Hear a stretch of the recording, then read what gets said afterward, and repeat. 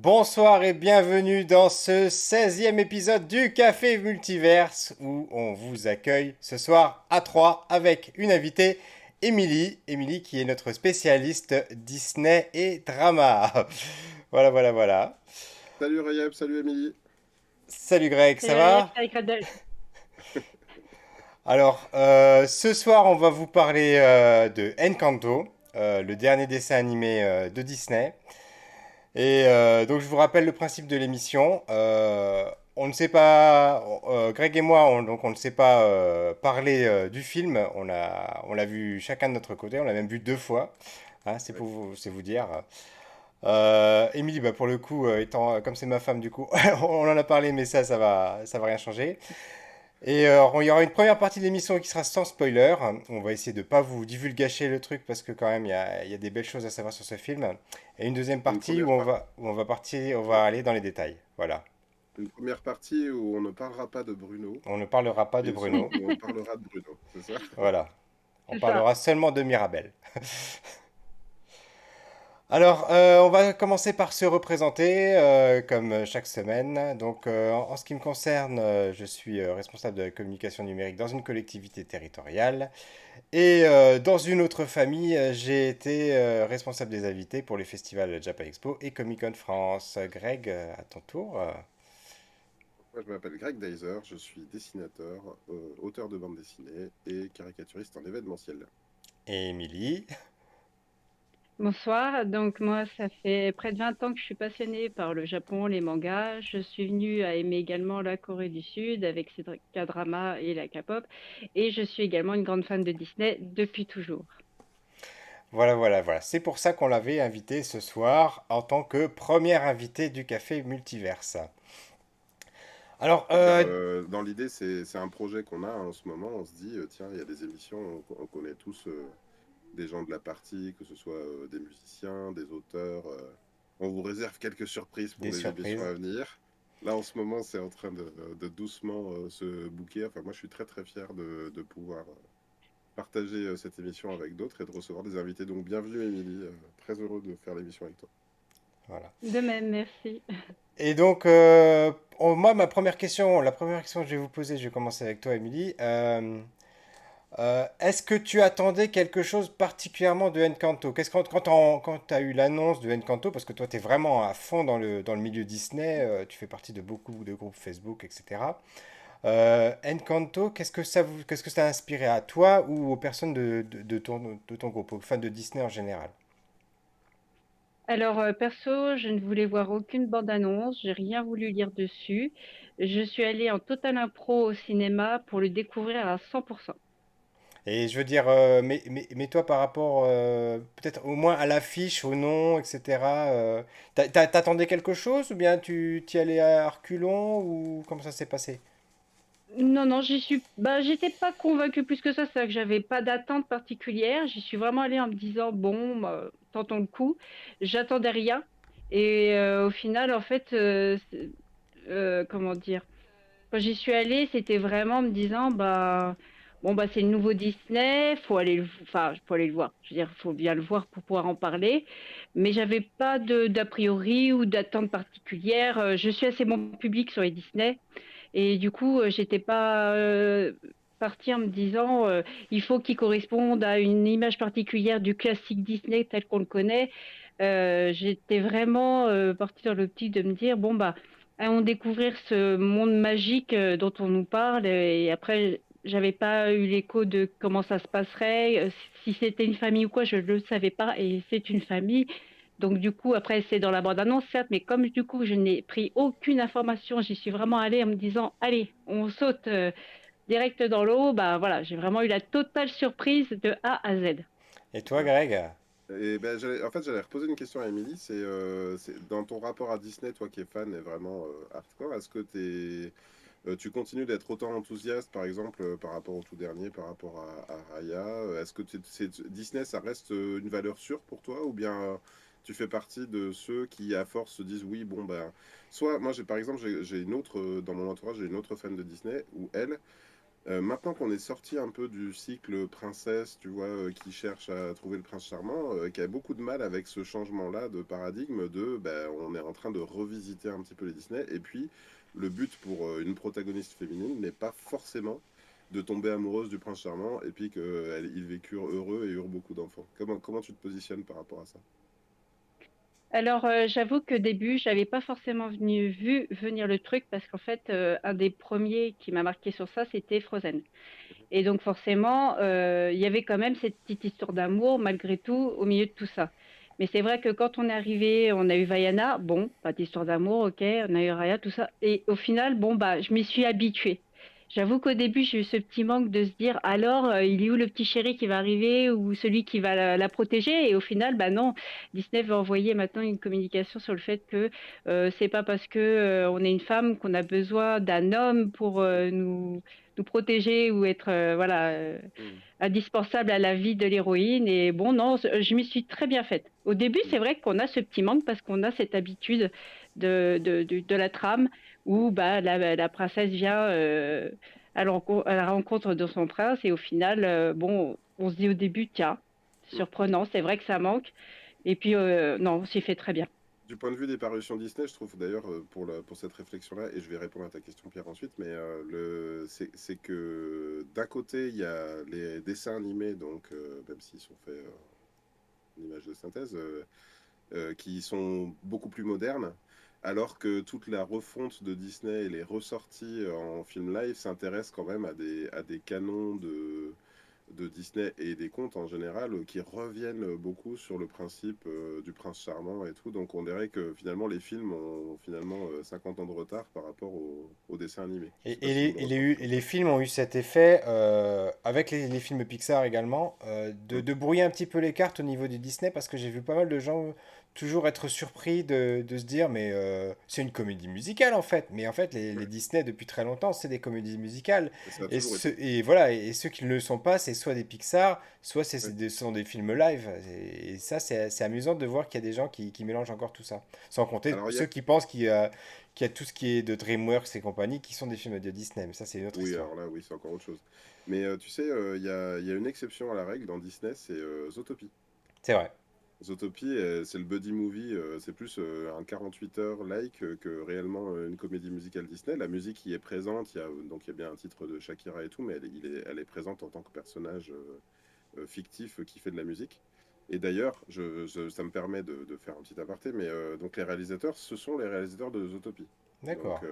Byron Howard et Jared Bush, sachant qu'il y a une co-réalisatrice qui est alors, Carice Castro-Smith. Et donc, pour répondre à ta question, moi, j'ai vu la bande-annonce sur le côté un peu pouvoir, et du coup, je me suis dit, tiens, c'est marrant parce qu'on dirait un film de super-héros familial. Tu vois, je me suis dit, on dirait Ouais. que Marvel amène son empreinte, parce que j'ai vu la bande-annonce au cinéma, en l'occurrence.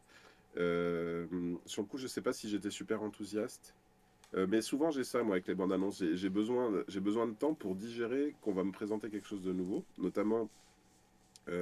C'est pas comment dire, c'est pas une culture dont on a l'habitude, de la même manière que Coco à l'époque chez Pixar ramenait tout le côté folklore mexicain, mais qui nous était déjà parvenu par avant. Là, je me suis dit, tiens, il va falloir quand même que je rentre dans une culture qui n'est pas forcément la mienne, mais avec tout de même la satisfaction qu'ils le fassent, hein, parce que de la même manière que Marvel, ils ont commencé à faire Shang-Chi, d'autres choses, d'autres cultures, moi, je me suis dit, mais ça va vraiment nous apporter quelque chose de nouveau. Donc j'y suis allé en me disant, bah oui, oui, j'irai. Enfin ça, j'avais aucun doute sur le fait que j'irai, que j'emmènerai mes enfants notamment. Euh, Sachant que là, pour le coup, je suis vraiment content de l'avoir vu deux fois. Parce que la première fois, donc, il y a le côté, faut accepter l'histoire, et j'avais pas tout à fait les mêmes clés de lecture que quand je l'ai vu la seconde fois. Et au deuxième visionnage, j'ai vraiment super kiffé. Voilà. Alors en ce qui me concerne, moi j'avais pas du tout envie de le voir, je sais pas, ça D'accord. m'attirait pas au premier abord. Voilà, le fait que ce soit une famille, que ce soit comme ça, comme tu dis, très coloré, enfin je sais pas, il y avait aucun élément sur lequel je pouvais m'accrocher pour me donner envie d'aller le voir. Et c'est Émilie enfin, en fait qui a vraiment insisté parce qu'elle elle l'a vu deux fois avant moi en fait. Et elle m'a dit, mais les chansons sont géniales. Elle commençait déjà à me chanter les chansons et moi, hors contexte, ça me disait, je comprenais pas. Enfin, surtout Ah cette oui, histoire oui. de Bruno, ça m'était complètement. Enfin, je m'imaginais pas. Et finalement, donc, on a été le voir, on a été le voir avec les garçons et c'est vrai que bon bah voilà, je suis tombé sous le charme, pas tout de suite parce que il a fallu le digérer d'abord. La première impression, là je pense on va commencer déjà à rentrer un petit peu dans le débat non spoiler. La première impression, c'est justement de se dire, bah il n'y a pas de méchant. Alors c'est pas un spoil, hein, mais c'est on va dire c'est plutôt un drame familial en fait, Encanto. Mhm. Euh, voilà, donc il y a pas la structure habituelle qu'on retrouve dans les Disney. Alors déjà, il y a le fait que, bon, oui, l'héroïne, elle est ce qu'elle est, c'est pas une princesse en danger à sauver, etc. Elle a son sa propre idée en tête. Elle n'est pas en Euh, quête d'amour non plus, d'ailleurs. voilà, exactement. Et En tout cas, donc, pas il faut, d'amour. il faut digérer tout ça. Il faut aussi digérer les chansons parce que moi, j'ai quand même une chose qui m'a gêné, c'est qu'il y a pratiquement, on a regardé à force d'écouter les chansons, il y a quasiment une chanson sur deux où j'ai trouvé, en tout cas à titre personnel, qu'il n'y avait pas un gros effort qui était fait sur les rimes. Entre des Ah, rimes qui étaient squeezées ou qui étaient absentes ou qui étaient faibles, moi mhm. ça m'a fait quelque chose quand même parce que on est assez fan de Disney généralement. Enfin, on a toujours plaisir avec les garçons, avec Emily de chanter les chansons des Disney passés, etc. Et Ouais. le fait que tout de suite, j'ai remarqué, c'est vraiment la première chose qui m'a tiqué et qui m'a gêné tout au début, c'est que dans beaucoup de chansons, à part dans Bruno pour le coup, il y a les rimes, elles sont moins présentes et moi, la première fois, ça m'a énormément gêné. Voilà. En plus, le fait D'accord. que ce soit des rythmes dont on n'a pas forcément l'habitude, qu'on n'écoute pas trop à la maison, des rythmes latinos, des rythmes de hip-hop auxquels on n'est pas habitué. Voilà. Là-dessus, alors sur les musiques, pour faire une réflexion plus large, une de mes amies est un peu restée bloquée à Réponse, et à partir de Réponse, tout ce qui est sorti d'autre, elle n'a pas beaucoup apprécié, et elle a eu tendance à faire des reproches, notamment à partir de La Reine des Neiges, parce que les chansons étaient très narratives, voire paraphrasaient l'action. Tu vois, moi je pense à Anna qui est devant les tableaux qui dit «Salut Jeanne d'Arc», tu vois, ou des trucs comme ça. Et donc, quelque part, la chanson raconte ce qui se passe à l'écran. Et donc, genre, je mets mes souliers, j'enfile ma robe. Tu vois, oui, d'accord, mais t'es déjà en train de le faire, t'es pas obligé de le dire. Et là, je qualifierais pas ça des chansons. Je trouve que ce qui m'a déstabilisé, alors c'est vrai que j'ai pas fait très attention aux rimes, et je crois que j'ai pas mal écouté les musiques en VO aussi depuis. Donc je peux même pas dire, Il y oui, a t'as une nette raison sur les rimes ou différence en pas. VO. J'ai écouté en anglais, il y a un Ouais. effort. Enfin, on voit que En c'est tout la cas, version originale, quoi. ce qui est troublant dans les chansons, c'est qu'elles sont ultra narratives. C'est-à-dire qu'on peut dire que Mirabel a une quête de devoir aller rencontrer chacun des membres de sa famille, et à chaque fois, la chanson raconte beaucoup de choses.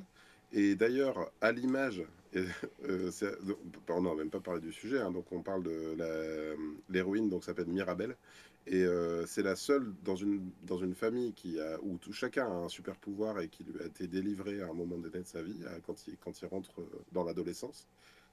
Elle, au moment de le recevoir, ne l'a pas reçu. Et donc, elle est montrée comme.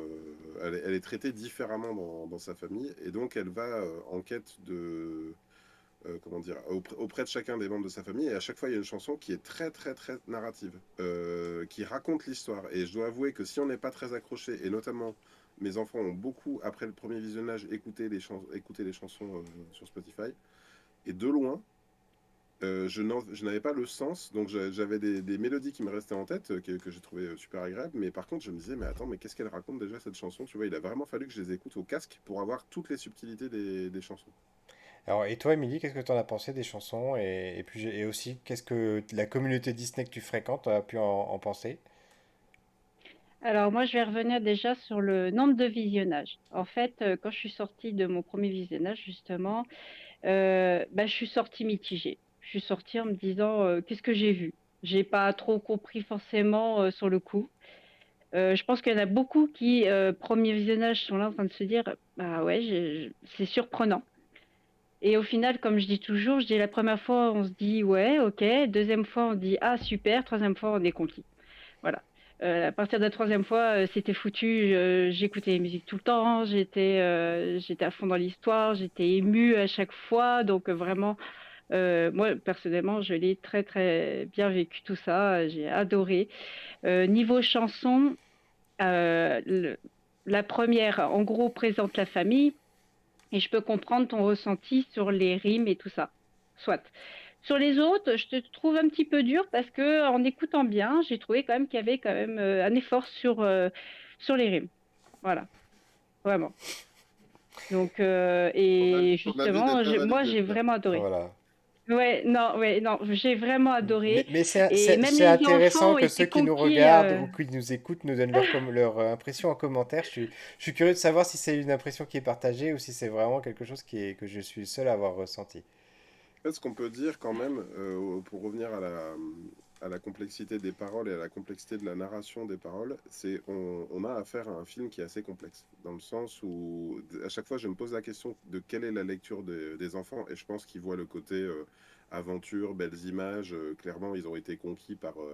Enfin, moi je trouve magnifique ce film, et au deuxième visionnage c'était encore mieux, et il y a un nombre de détails à regarder presque. Il faudrait regarder en arrêt sur image. Je pense qu'il y a constamment des références, et là on en parlera plus dans la partie spoiler, autour des personnages qui sont présents et de ceux qui ne sont pas présents au début du film. Et donc il y a sans arrêt des petits indices qui sont laissés. Et c'est vrai qu'au premier visionnage, donc comme toi, Émilie, je suis sorti en me disant...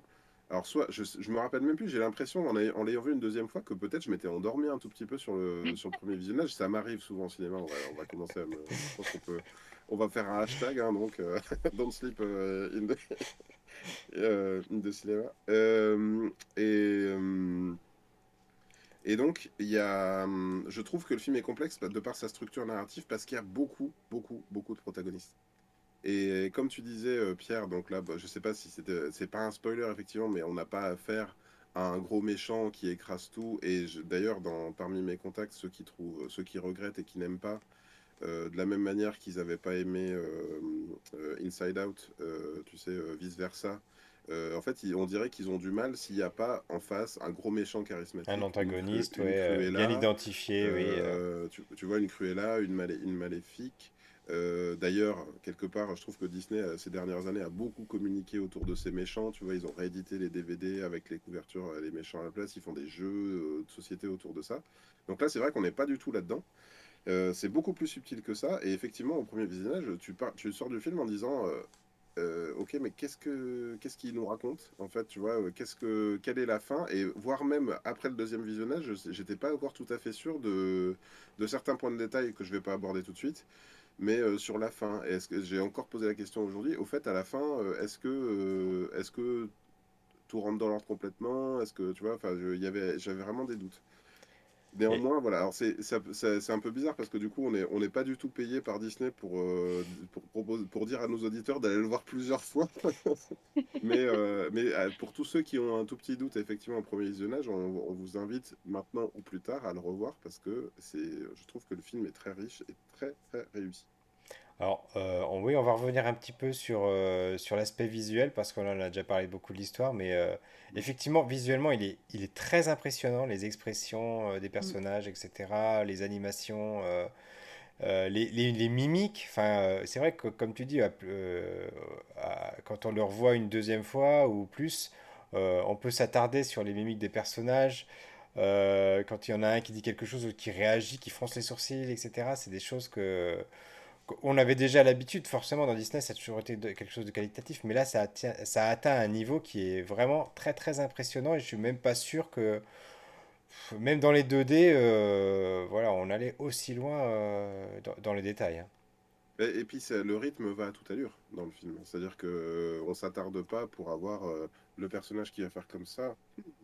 Genre non, ils sont pleins à réagir en même temps, dans tout le temps. Et donc il y a beaucoup beaucoup d'informations vraiment, dans le film. Et beaucoup de couleurs qui nous sautent au visage. Et puis Et toi, Émilie, sans en dire trop, tu penses l'avoir compris le film? Oui, oui, oui, mais je vais revenir justement sur les graphismes. Il y a déjà un film qu'ils avaient brillamment réussi, c'était Raya. qui est là, c'est méconnu du public parce qu'il est sorti au mauvais moment. Il n'a pas eu le succès qu'il aurait dû avoir. Et déjà dedans, ils avaient fait une qualité graphique magnifique. On avait les gestuels, l'ambiance, les décors, tout était vraiment travaillé, recherché. Et, il aurait dû être un chef-d'œuvre également. Et j'ai trouvé que dans Encanto, ils ont encore réussi à mettre la barre encore plus haut. Quand j'ai été le voir, j'ai dit, mais entre les couleurs, la qualité du tissu qu'on arrivait à voir, c'est-à-dire qu'on avait l'impression de pouvoir le toucher tellement c'était détaillé, bien fait. Le gestuel, on voyait un être humain en face de nous. On avait des émotions, des réactions comme on voit dans notre quotidien et c'était une humaine. Voilà, c'était vraiment, on avait l'impression d'être dedans, on avait l'impression de, de le vivre. C'est vrai ils ont été capables de faire de la nuance entre un sourire, un vrai sourire, et un sourire un peu pincé, un sourire forcé, un sourire pour Ouais. pas vexer, pour dire bon, je suis. Voilà, et on est complètement en empathie avec Mirabel dès le début du film, quand il lui arrive ce qui lui arrive. Il y a la chanson, et c'est ça qui est d'ailleurs super étonnant, je trouve. Tu sais, il y a souvent, là, dans les derniers Disney, dans les deux Reines des Neiges, dans Encanto, il y a une première chanson, je trouve, qui est hyper gay, mais en fait, elle pose un statu quo qui finalement est tout de suite invalidé après. Dans Frozen 2, tu sais, il y avait cette chanson qui disait il n'y a point d'avenir sans nous. Et puis là, bon, spoiler pour dans la Reine des Neiges 2, en fait, bah si, il y a un avenir une fois qu'on s'est séparés. Et tu vois, et là, il y a un peu ce côté-là, bienvenue dans la famille, Madrigal, tu vois, tout le monde danse, tout le monde est gay. Et puis en fait, ben oui, mais au fait, c'est quoi ton pouvoir, Mirabel? Mirabel, donne-nous ton pouvoir, Mirabel. Et puis en fait, ben, juste après, on s'aperçoit elle a un sourire de façade, elle adore sa famille et tout, mais elle est clairement ostracisée dans sa famille. Elle dort dans la chambre des nouveau-nés, quoi. C'est-à-dire que elle n'a pas passé le cap d'avoir son pouvoir comme les autres. Et je trouve, enfin moi, la scène dès le départ où Mirabel ne reçoit pas son pouvoir et tout, quand tu la vois, mais moi, ça, à la limite, malgré le déroulement du film, on peut s'imaginer, c'est un Disney, que les choses s'arrangent au cours du film, sans spoiler. Mais je reste bloqué sur ce truc-là en me disant, mais je suis tellement en empathie avec cette gosse, tu sais, c'est-à-dire que là, elle a pas été choisie dans l'équipe de sport fois 1000, tu vois, c'est-à-dire que c'est le moment où t'es au foot et t'es le dernier à être choisi, où t'es le nombre impair, et du coup, tu joues ni dans une équipe ni dans l'autre. Ben là, c'est ce qui lui arrive au sein de sa propre famille, quoi. Elle n'est pas choisie. Donc voilà. Enfin, moi, En j'ai été fait, emporté. moi, le problème, c'est même pas ça. Ouais. C'est même pas le fait de se dire qu'elle n'a pas été choisie ou qu'elle n'ait pas eu un don. C'est le après. C'est les conséquences de du fait qu'elle n'ait pas eu ce don. C'est ça qui m'a le plus perturbée. C'était ce qui s'est passé après et donc les réactions de ceux qui sont censés l'aimer le plus au monde. Oui, Ouais, oui, tout à fait. je sens que les langues ont du mal à ne pas se délier, donc on risque très certainement de passer dès maintenant à la partie spoiler. Voilà.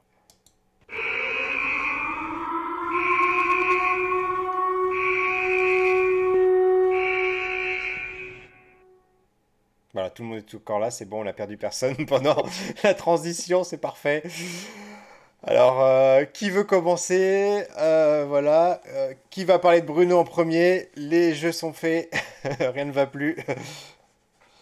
Oui, Euh, donc pour ceux qui sont restés délibérément et qui ont vu ou dans, pas le film? et qui n'ont pas encore vu le film, donc effectivement, il y a la famille Madrigal, tout est formidable, mais dès la première chanson, Bienvenue dans la famille Madrigal, il y a quand même quelqu'un qui glisse dans la chanson, enfin, on ne parle pas de Bruno.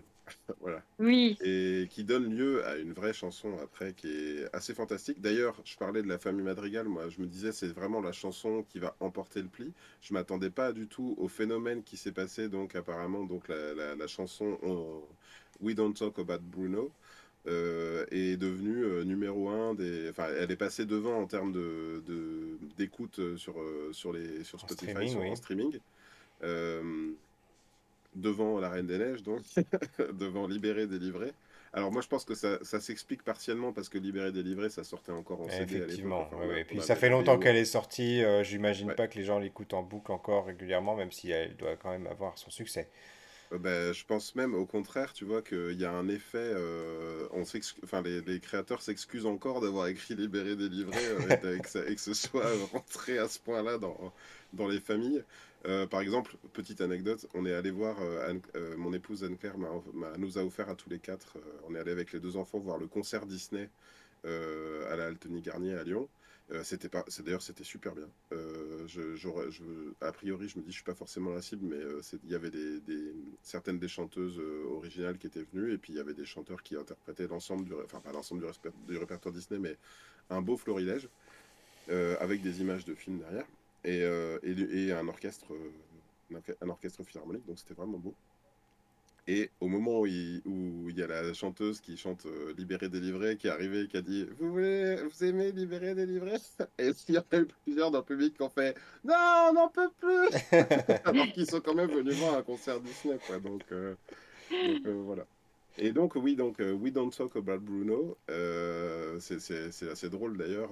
Mais j'ai mieux compris au deuxième visionnage, je sais pas ce que vous en pensez, mais en fait, je crois que c'est sa structure musicale qui la rend aussi géniale. Parce que chaque protagoniste a une phrase, enfin une manière de un phrasé. Et après, il y a la. Ils ont tous une phrase, et à la fin, Il y a un ça monte canon, comme ouais, ça. ouais. Il y a le canon général, et Mm. c'est complètement emporté, alors que les paroles, elles, sont encore une fois narratives et pas forcément ultra plaisantes à l'oreille, mais le morceau, effectivement, est complètement génial. Alors, c'est qui ce Bruno? J'ose pas le dire. Est-ce que l'un de vous veut en parler? Moi, je vais tout de suite passer à la conclusion. Je l'ai beau l'avoir vu deux fois, je l'ai toujours pas compris en fait. Je n'ai toujours pas compris le film, ou plutôt, ce qui m'a gêné, c'est que les choses, la fin, elle arrive trop vite finalement. J'ai le sentiment que le film, soit ils ont enlevé des scènes, soit ils en ont coupé, soit ils ont changé la fin, mais pour moi, il y a quelque chose quand même qui cloche. Ça manque d'explications, il y a encore trop de non-dits à la fin. Et la mère de famille, enfin la grand-mère en l'occurrence, qui a mis de côté quand même ce Bruno, qui avait commencé à faire pareil avec Mirabel, euh, elle se rend compte, enfin ça fait des années qu'elle est comme ça, et d'un seul coup elle retourne sa veste, elle dit ouais ça va, c'est vrai j'ai pas été trop bien, et enfin c'est un film quand même qui est sur, on va dire, les difficultés d'être dans une famille, etc., les non-dits, toutes les responsabilités qui peuvent peser sur les uns et les autres. Et de régler comme ça en 5 minutes une crise qui, dans la vraie vie, j'ai envie de vous dire, en général, met fin à des années de relation. Voilà. Je trouve que ça s'est arrivé beaucoup trop vite, c'est pas assez expliqué. Et alors, pour le coup, déjà pour un adulte, ça me paraît compliqué, mais pour les enfants, c'est c'est simplifié au possible. Et je vois que vous faites tous les deux une drôle de tête. Non, Donc, je réfléchis, et en fait, moi, enfin, je sais pas si tu veux intervenir, Émilie, sur le sujet. ouais, elle connaissait déjà mon avis, mais vas-y. Qu'est-ce que t'en as pensé, Émilie? Vas-y, Vas-y, vas-y, tu peux, vas-y. je ferai après ça. Alors, Non, vas-y, non. Greg. En fait, moi, sur ce que raconte le film, j'ai été assez troublé, notamment à cause de l'image que je m'étais faite à partir de la bande-annonce. Euh, C'est-à-dire, on a une famille où chacun a un super pouvoir, et il y en a une qui n'en a pas. Et j'ai pensé, au premier visionnage, que ça allait être un film qui parle, dont le sujet sous-tendu était le handicap. Je me suis dit, tu vois, quelle est la place d'un enfant qui n'a pas les mêmes habilités que tout le monde? Et du coup, en regardant cette grille de lecture-là seulement, j'ai trouvé que c'était pas la fin était pas claire. Tu vois, je me suis dit effectivement, tiens, c'est bizarre. Elle arrive, elle s'enfuit. Abuela, donc on a la grand-mère. C'est pareil, on n'a pas du tout posé le scénario de départ, mais donc dans l'histoire, on a Alma, Abuela, qui a fondé une famille et qui, à un moment donné dans sa vie, a réussi à avoir une sorte de maison magique pour la protéger qui s'est construite autour d'elle. Et on a qui s'appelle Casita, d'ailleurs, mention spéciale quand même sur le personnage de la maison, parce qu'il est quand même très très réussi, je trouve. On a la maison, enfin, elle a sans arrêt donc les tuiles, les carreaux, les planches, les planches du plancher qui font bouger les objets. Et, donc Mirabelle est complètement en interaction avec la maison en permanence. D'ailleurs, elle est peut-être un peu plus en maîtrise de la maison que tous les autres. C'est un indice sur ce que raconte le film, d'après moi. Et en fait, en le revoyant une deuxième fois, après avoir beaucoup écouté les chansons, et d'ailleurs, je pense que les chansons en français sont un petit peu plus confuses que les chansons en VO, et je pense que ça n'aide pas à la compréhension.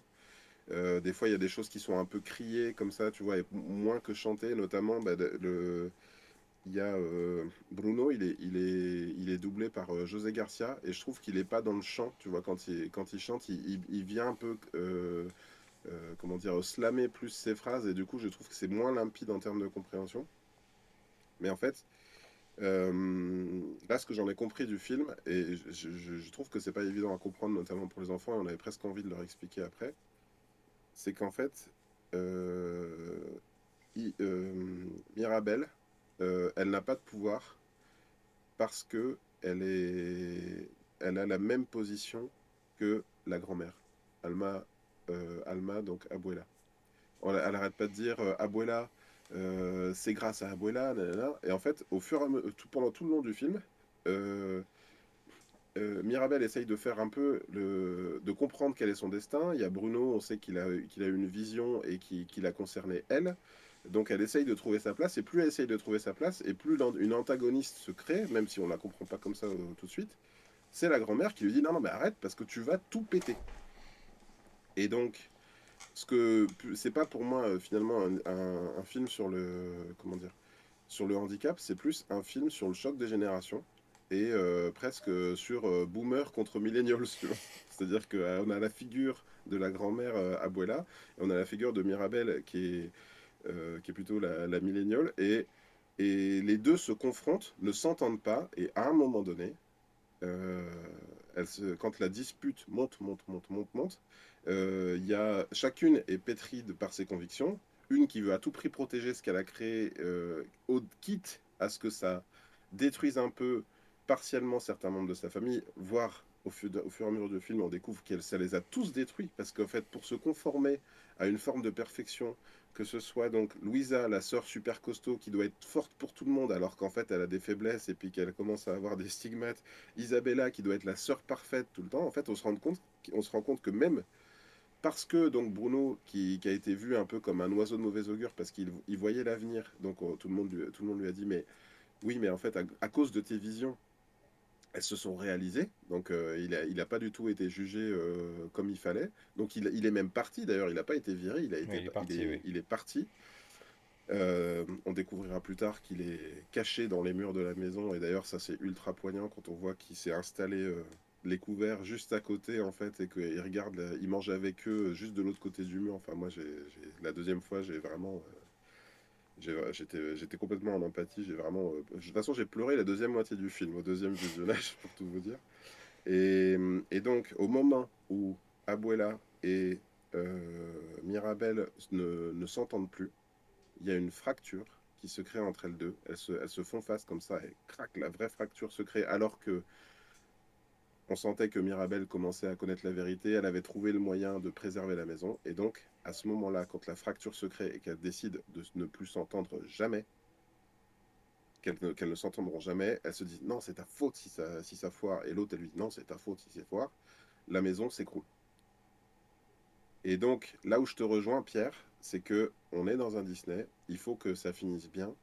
Et donc, effectivement, à ce moment-là de l'histoire, et c'est peut-être ça que le film qu'il envoie comme message, et je pense que pour toutes les familles qui ne s'entendent plus, il faudrait leur passer ce film-là séparément, ou chacun dans une salle de cinéma, et qui sortent et qui se rencontrent et qui se disent oh, je suis désolé, et puis qui se prennent dans les bras et qui disent tu avais raison, et non, c'est toi qui avais raison, mais en fait, vous avez toutes les deux raison, à votre façon.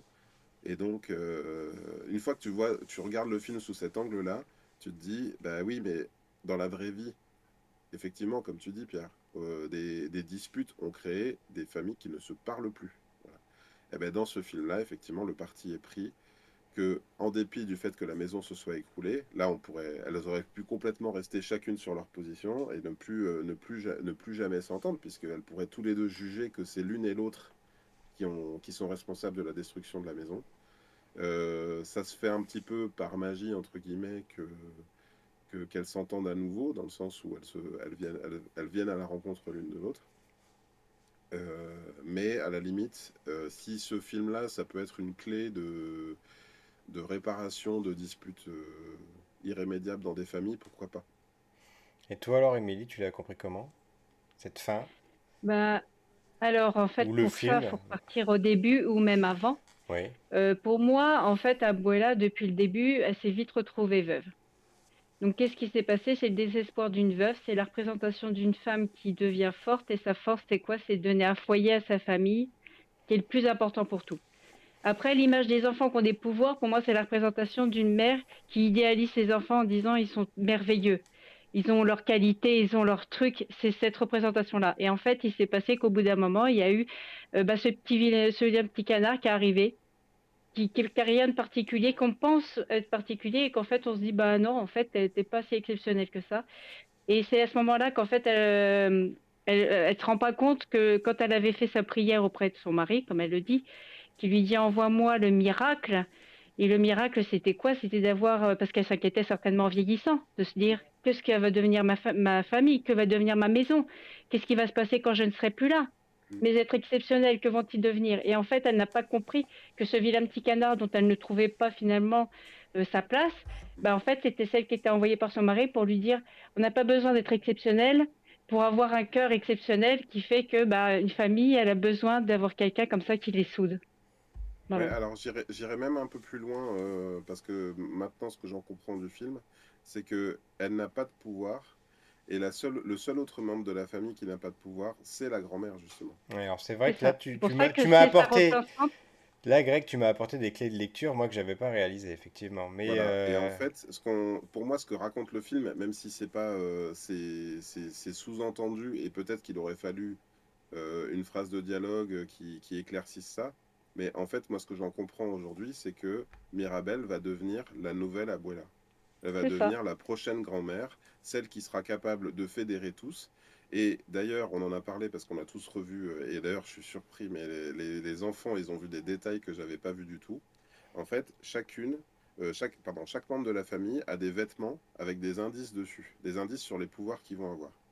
Et celui je crois que c'est Camilo, il me semble, qui a donc celui qui obtient ses pouvoirs dans le film, qui a déjà des animaux brodés sur ses vêtements.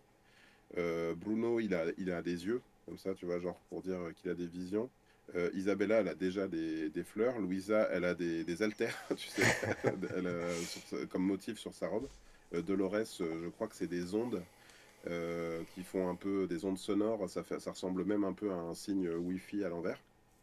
Et en fait, Mirabelle, dès le départ du film, a tout ça sur sa robe, y compris les animaux. C'est-à-dire que tous les trucs qu'elle a, on peut s'imaginer qu'elle les a brodés elle-même. D'ailleurs, je me demande même s'il n'y a pas un détail à un moment donné où elle perd un petit fil comme ça de sa robe et elle l'enlève. Et si ça se trouve, c'est peut-être le petit fil Non. qui met. C'est après. Ouais, d'accord. Bon, bref. En tout cas, elle a déjà tout, y compris les animaux. Donc ça, c'est aussi un point de détail qui me paraît important.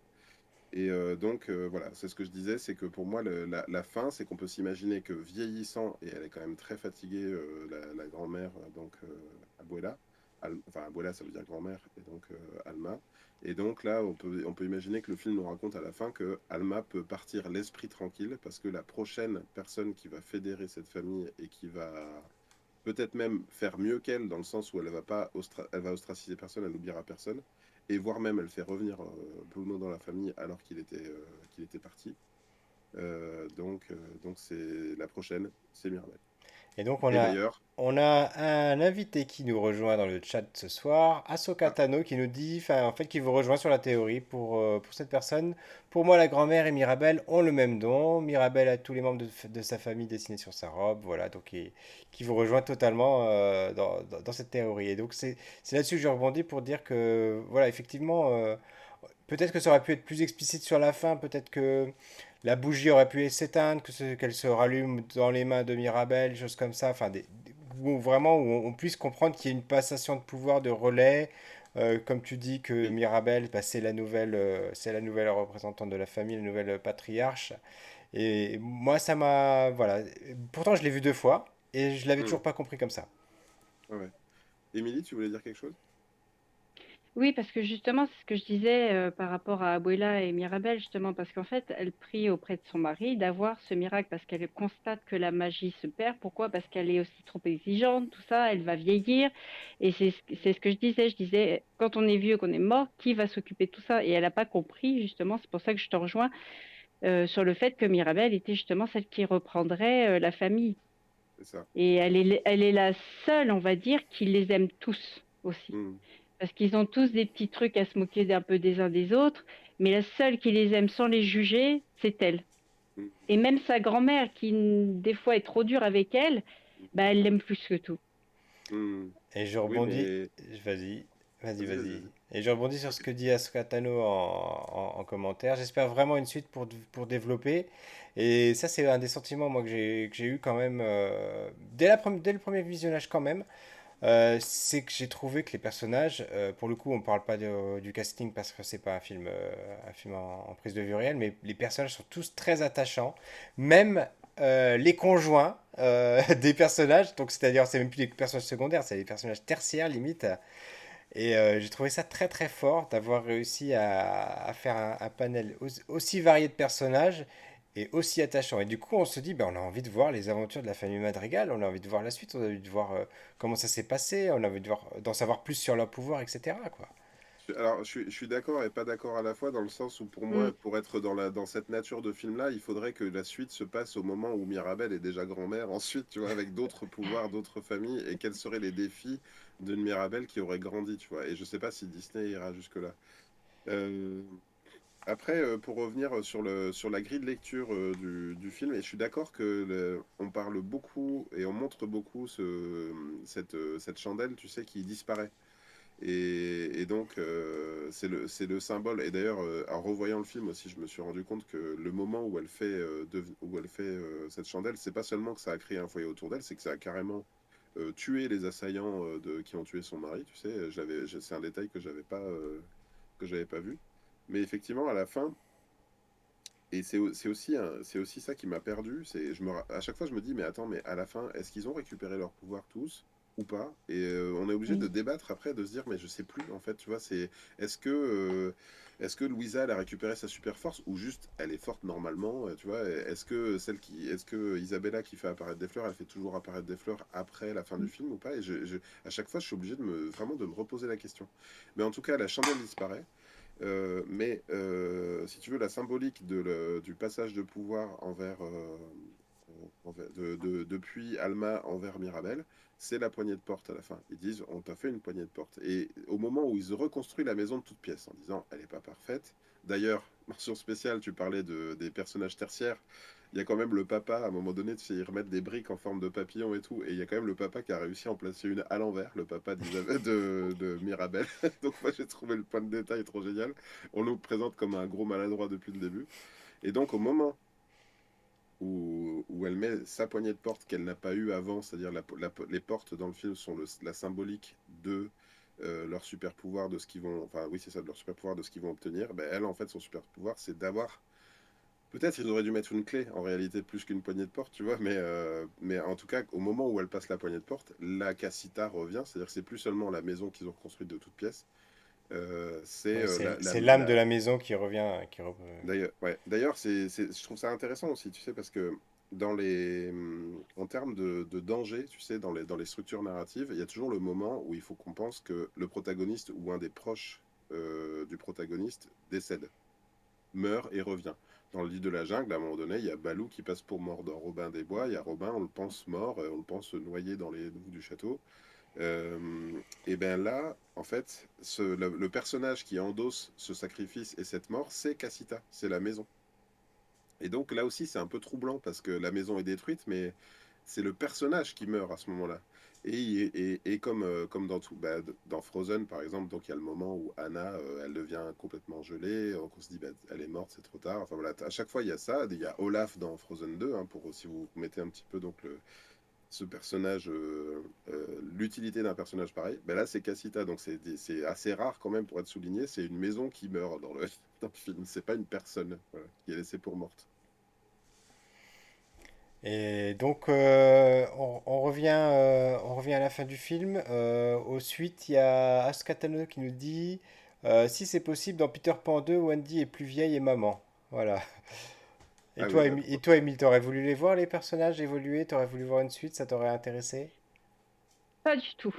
Mais pas du tout. Pour moi, c'est inintéressant Ouais, d'avoir c'est une tranché, suite là. à un Oui, tel mais parce film. que peut-être que tu sais pas encore ce qu'ils en feraient, parce que c'est ça la vérité. Et moi, ce que je trouve assez cool chez Pixar et chez Disney, là c'est un Disney tout court, hein, mais c'est qu'ils font pas de suite s'ils n'ont pas un scénario en béton. Et c'est pour ça qu'ils ont attendu 12 ou 14 ans, je sais plus, avant de faire Les Indestructibles 2.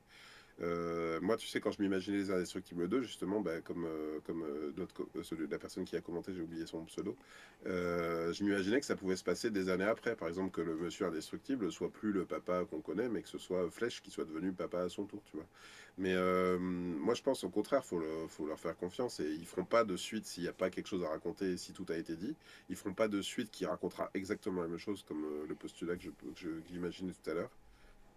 S'ils font une suite, ce sera pour raconter autre chose et probablement pas la fracture entre les générations. Oui, voilà, après, comme tu dis, peut-être, mais moi, personnellement, je n'attends rien. J'attends pas du tout de suite. Pour moi, j'ai eu mon film, il me convient et ça me suffit. Et pour reprendre un petit peu ce que tu disais, je crois que j'en ai un peu oublié, mais bon, on va essayer de retrouver des trucs. Par exemple, ton image, tu vois, de la maison dont tu parlais, qui est brisée, machin, tout ça, pour moi, c'est en fait, ils vivaient tous sous pression, comme dit dans une des chansons. Pour moi, c'était des gens qui n'étaient pas heureux, qui n'osaient pas parler, qui n'osaient pas, faut rien dire, la grand-mère décide de tout, c'est la chef, et eux sont un petit peu victimes de tout ça. Pourquoi? Parce qu'en fait, bah, elle est arrivée, elle dit, c'est moi qui décide, c'est moi qui fais, vous avez vos portes, puis c'est tout. Voilà, il y a une certaine distance, c'est pas harmonieux. Et donc, en fait, cette cassure qui s'est passée, c'est en gros, on sera jamais parfait pour toi. Donc, c'est hop, la maison s'écroule parce que c'est genre, on sera jamais une famille, on sera, enfin, tout ce qu'elle avait créé ou pensait avoir créé s'écroule. Et au final, dans la reconstruction de cette maison, ils l'ont reconstruit ensemble. Et quand elle met sa poignée, pour moi, bon après, on reprend un petit peu ce qu'on a dit tout à l'heure, mais finalement, est-ce qu'elle est vraiment le maître de la maison? Moi, je n'ai pas vu forcément ça comme ça. Je vais te dire exactement, c'est que comme ils sont tous sur la maison, on est une famille et donc on est tous importants. Il n'y a pas quelqu'un qui est au-dessus de l'autre. Et qu'en fait, elle est là pour les aider, les écouter, les soulager. On a tous une personne dans notre famille comme ça, qui est doux, qui est gentil, qui écoute et Ouais. qui est un peu bah, la grande tata, tu vois, qui disparaît alors qu'elle était tellement géniale. Et en fait, je pense que c'est cette image-là qu'elle aura pour eux. Elle sera toujours à leur écoute, toujours un soutien. Et elle ne se voit pas supérieure ou quoi que ce soit. Mais du coup, elle se sent à leur égal parce qu'elle se dit, du coup, on est tous ensemble, on est une vraie famille. C'est ça, la vraie famille de Madrigal, c'est celle qui a la fin. Et tu vois d'ailleurs sur leur porte, tu dis, est-ce qu'ils ont leur pouvoir? Alors oui, pour moi, ils ont bien récupéré leur Oui, pouvoir oui, parce oui, qu'ils tout à sont fait. bien, mais les portes n'ont plus de nom. Oui. Les portes n'ont plus les dessins. Et du coup, en gros, il n'y a plus de toi, c'est ta zone, et puis voilà, c'est ton coin. C'est non, c'est toutes les portes de la maison sont à tout le monde. Voilà, on est une famille qui vit ensemble en harmonie. Il y aura plus cette hiérarchie de respect de tu dois être comme ça, tu dois être parfait, tu dois correspondre à ce que j'attends de toi. Je te dis, c'est l'histoire du vilain petit canard où on pourrait comparer dans une famille classique de la vie, genre par exemple, bah, il y a quelqu'un qui est homosexuel ou quoi que ce soit et qui est mal vu et que tu corresponds pas à ce que j'attendais, etc. Enfin voilà, pour moi, c'est le fait de dire on accepte tout le monde comme ils sont, avec leurs défauts, leurs qualités, et voilà. Parce que quand tu vois que les parents de Mirabel ne prennent même pas sa défense quand elle se fait engueuler par la grand-mère en disant ah dis donc t'as rien vu, dis donc elle a dû trop boire, Nani, enfin à chaque fois elle est toujours C'est- rabaissée et les parents sont jamais là en train de faire ma pauvre chérie ou la défendre. Non, c'est ah, tu sais, ta grand-mère, Eh ben, comment tu elle sais, est. c'est marrant parce que je te rejoins pas trop là-dessus. C'est justement à la fin, en fait, elle trouve sa place dans la famille au sens large et notamment, surtout dans le regard de sa grand-mère. Mais quand même, j'ai trouvé que la figure maternelle et paternelle sont constamment un soutien dans la famille. Ils vont constamment la voir, soit pour aller voir la grand-mère et lui dire non, mais tu sais, sois pas trop dur avec elle. Il y a vraiment des moments comme ça, ou alors ils vont voir Mirabel en lui disant mais moi, t'es déjà parfaite pour moi. Je veux pas j'ai pas besoin que t'aies un pouvoir pour devenir parfaite. T'es parfaite comme t'es. Petit Ouais, élément mais comme on supplémentaire. trouvait, c'était un peu caché en fait, Ouais, tu vois. par C'était exemple, pas. au moment de la scène de la photo de famille, quand le petit Ouais, garçon a ses pouvoirs, ils font une photo de oui, c'est très famille, dur. et Oui, là, il y en a aucun qui va spontanément dire, bah, Bonne Mirabelle, C'est pourquoi t'es ça, pas sur la photo, etc. Donc, voilà. on sent Mm. bien que là, que la grand-mère dirige la famille d'une main de fer à ce moment-là, hein. d'accord. Et, Mais et d'ailleurs, je sais pas vous, mais moi j'ai déjà vécu des situations comme ça, où j'étais pas sur une on ne photo. parlera pas de Bruno. Non, non, mais je parle pas de vis-à-vis de mes parents, mais enfin, bref, peu importe, ça m'est déjà Et là, arrivé de me retrouver l'autre question du coup, euh, qui est pas forcément, qui est pas expliqué, il me semble, mais on peut se poser la question, c'est de savoir si les fissures étaient déjà là avant. Et a priori oui, parce que Oui, ce dont ce qu'on comprend, c'est que Bruno s'évertuait à les cimenter, à les refermer c'est ça. comme il Il, pouvait, il les et rebouche, il les rebouche de l'intérieur de la maison. c'est Ça ça. paraît un petit peu invraisemblable qu'il puisse arriver à avoir les couleurs qui se refont de l'autre côté. Mais d'ailleurs, alors, mention spéciale, c'est un détail que mon fils a vu. Je sais pas si vous l'avez vu, dans la chanson We Don't Talk About Bruno, à un moment donné, il y a quand on a donc, comment elle s'appelle? Dolores, la cousine qui entend tout, qui dit, c'est un peu mieux fait dans la VO parce que elle dit en fait en VF, elle dit je l'entends encore, dans le sens je l'entends encore Mhm, me dire Ouais, bien ça à sûr. l'époque. Ensuite elle dit je l'entends encore, elle insiste. mhm. Eh bien, derrière, sur la coursive, Ouais. il y a Bruno qui passe comme ça, avec une lumière verte autour de lui. Et à un moment donné, il s'arrête comme ça, il regarde, il y a des yeux verts en direction comme ça, et il danse comme ça, tu sais, il fait un mouvement de cou. Il apparaît pendant la chanson We Don't Talk About Bruno, on le voit derrière comme ça, qui fait des chorés comme ça, hop, hop. Il apparaît vraiment, quoi. C'est-à-dire que c'est pas juste une image, c'est pas une image fantasmée comme le moment où il y en a un qui dit il vit avec les rats, machin. Non, il y a vraiment Bruno qui passe sur la coursive derrière. Donc je vous invite à le regarder une quatrième fois. C'est le génial. L'extrait est vraiment génial, quoi. Donc je vous propose qu'on termine et qu'on essaie un petit peu de conclure. Bah, je crois que la conclusion on l'a déjà donnée plusieurs fois, mais Ouais. on va le refaire une dernière fois. Faut-il aller voir la famille Madrigal? Faut-il aller voir, faut-il aller entendre parler de Bruno? Oui, il faut y aller plein de fois pour Émilie? comprendre. Là, c'est pareil. C'est première fois, ça peut être surprenant, mais comme j'ai dit, la deuxième fois, on apprécie plus et la troisième fois, on est content. Ouais, alors je suis tout à fait d'accord avec vous Donc il te pour le manque le coup. troisième visionnage, Pierre. Voilà, exactement, je vais pouvoir aller revoir Bruno, même si la chanson par contre je l'écoute déjà en boucle, mais voilà, je vous invite Eh ben, toutes et tous à aller le voir, même si vous hésitez, même si vous n'êtes pas forcément fan des comédies musicales, et c'est peut-être la structure d'ailleurs du film qui peut vous décontenancer au premier abord, parce que c'est vraiment quelque chose qu'on n'a pas du tout l'habitude de voir, et je parle pas forcément que dans les Disney, je parle dans les films d'une façon générale. Mais allez le voir et écoutez les chansons en boucle ensuite. Voilà. je vais finir avec un petit élément. Donc Pierre, si je me rappelle bien, derrière tu vas pouvoir mettre une liste, une playlist Spotify avec les Tout musiques à fait, tout du à film, c'est fait. ça? Ça, ce sera donc dans la partie Pour ceux podcast. qui nous écoutent en Euh, podcast sur Spotify, effectivement, je mettrai les voilà. musiques du film après l'émission. Voilà. Et ce que je propose aussi, si c'est possible dans la description, de mettre un lien vers la vidéo We Don't Talk About Bruno, parce qu'elle est disponible sur YouTube, sur le compte Disney. Donc allez voir l'extrait dont je vous parle. Donc on voit effectivement Bruno qui passe derrière. Ok, Moi je trouve on que c'est calera l'extrait pile au moment, on c'est peut le faire ça, on vraiment, peut mettre le lien. c'est vraiment savoureux. C'est-à-dire que mon fils l'a vu au cinéma et j'étais un peu incrédule. Je me disais, t'es sûr, vraiment, ça paraît bizarre. Et en fait, quand tu vas voir l'extrait et que tu le sais, que tu as été prévenu, c'est jouissif. Et puis un dernier élément, j'avais regardé moi une vidéo sur YouTube de la chaîne Film Theory, donc le film théorie, dans laquelle ils apportaient plusieurs détails et notamment un que j'apprécie beaucoup. Enfin, il y en a deux. Il y en a un sur les portes et notamment qui dit qu'il y a une porte qui est un peu spéciale sur toutes les portes qui apparaissent. C'est que chacun, en découvrant son pouvoir, a eu sa version de lui adulte. sur la porte, sauf le tout dernier, Camilo, Mm. si je me rappelle bien, il a eu sa Non, version Antonio. Antonio, voilà, Antonio, Antonio. il a eu sa version enfant sur la porte. Mm. C'est un détail à interpréter, je ne sais pas. Dans sa vidéo, lui, il a sa propre interprétation de ça.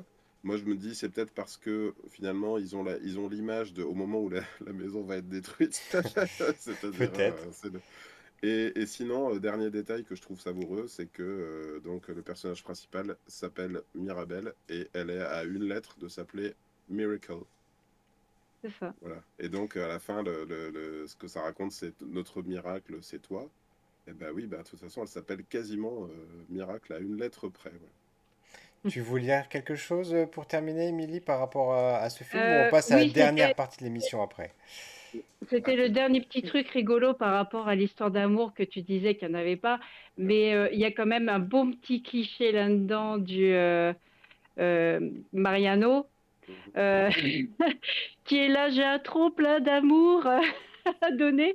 Et que du coup, bah, forcément, tu sais ce qu'il en est à la fin, où bah, la cousine amoureuse va vers lui et qui lui fait oh là là, je suis tellement conquis, on se marie. Elle lui fait doucement. Oui, c'est ça. J'ai bien aimé quand même cette petite partie où ils sont là en train de dire regardez, une petite histoire d'amour, mais oh. On pourrait presque faire une frise chronologique de l'évolution du mariage dans Disney, de la phase, donc les 30 ans pendant lesquels il y avait la fin, c'était ils vécurent heureux et eurent plein d'enfants. Donc où le but du jeu pour une princesse c'est de se marier. Donc là effectivement Mm, après il y a eu la version comment elle s'appelle Rebelle dans lequel tout le film consistait à ce qu'elle ne veuille pas choisir un prétendant, mais c'était quand même le sujet du film, c'était trouver son mm, prétendant. Il y a eu Vaiana, dans lequel elle était une princesse, et donc Maui essayait de la ramener à sa condition de princesse. T'as un animal de compagnie, t'es la fille d'un roi, bah t'es une princesse. Et en fait, sa quête n'est pas du tout d'avoir un amoureux, mais de prouver que c'est elle l'héroïne. Et là, finalement, enfin, j'en oublie plein, hein, il y en a plein des étapes comme ça. oui. Et là, dans ce film-là, la quête amoureuse ne concerne même pas Mirabel, hein, elle concerne donc deux personnages principaux. Il y a Isabella qui est vue comme la sœur parfaite et qui, selon Abuela, doit se marier avec le beau gosse parfait. D'ailleurs, mention spéciale pour quand ils arrivent comme ça pendant We Don't Talk Oui, About oui, Bruno. Donc, oui. En t'as marchant, le ouais. gars qui arrive et Je lui ai dit à Pierre ça. Cette ils scène est arrivent en parfaite. dansant. Ils arrivent en dansant comme ça avec les jambes, tu sais, qui font comme ça en rythme et tout. Enfin, c'est C'est vraiment horrible. génial. La deuxième fois, j'ai explosé de rire au cinéma quand j'ai vu qu'ils avançaient en musique, quoi, en mode Montuno, là. Ça, c'est le genre musical du film. Et donc là, finalement, ça ne concerne qu'un personnage secondaire. Et effectivement, comme tu dis, c'est finalement la cousine de Dolores qui avait eu la vision, qui a dit, je vais voir un jour l'homme que j'aime de tout cœur se marier Mm. avec une autre ou finir avec une autre. Donc c'est pas ce qui se passe dans le film, c'est résolu. Et quand tu lui dis, ah oui, effectivement, bon, il allait se marier avec, avec la sœur, et puis finalement, il se marie pas avec la sœur. Bon, ben, la cousine, ah ben, j'étais en amour avec elle. Elle dit, ah, doucement, on va pas te Oui, on va se marier tout de calmer. suite, quoi.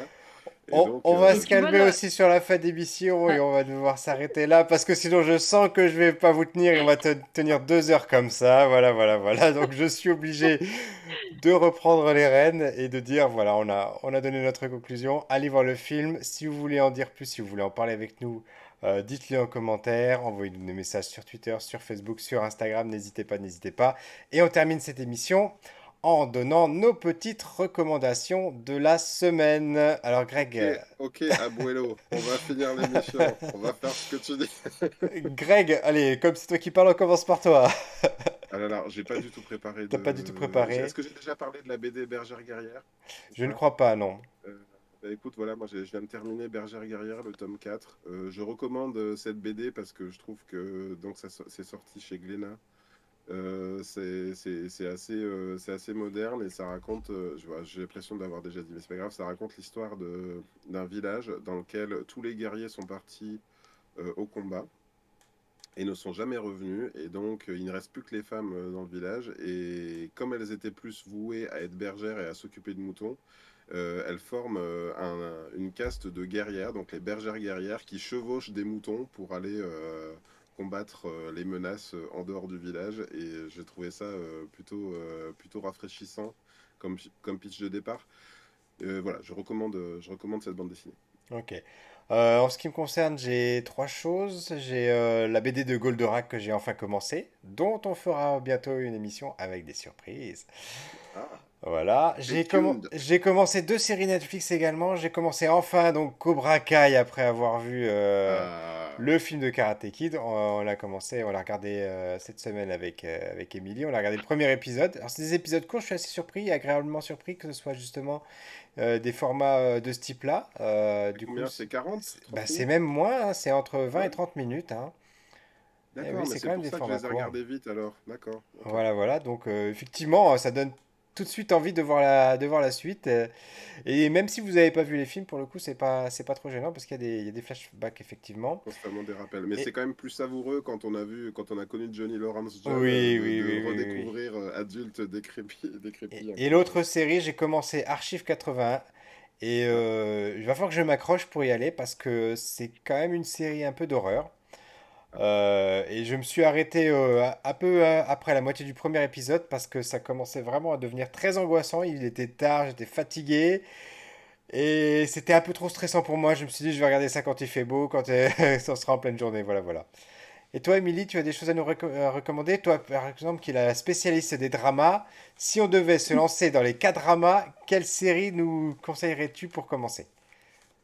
Alors pour le lancement, hein, il y a les classiques comme Gobelin, comme Pinocchio, mais moi j'ai envie de parler d'une série qui est assez récente, qui est de fin 2021, qui est The King's Affection, qui est sur Netflix, donc disponible facilement, avec un acteur qui s'appelle Ron Wu, qui est un chanteur de SF9, donc de K-pop, et qu'on a déjà vu dans Extraordinary You, très intéressant également, que je recommande. Et l'actrice, c'est Park Eun-bi, déjà vue dans Do You Like Brime, et disponible également sur Netflix. Ça se passe pendant l'ère Joseon.